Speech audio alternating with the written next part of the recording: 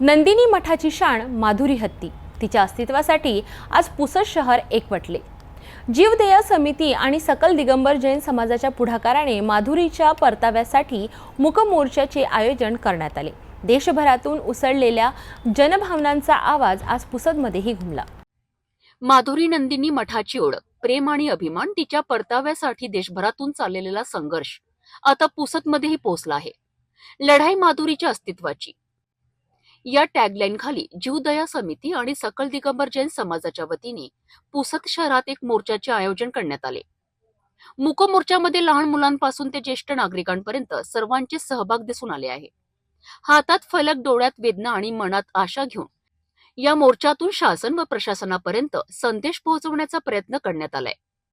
नंदिनी मठाची शान असलेली माधुरी हत्ती काही दिवसांपूर्वी हलविण्यात आली होती. मात्र तिच्या परताव्यासाठी जनतेमध्ये प्रचंड भावना दाटल्या आहेत.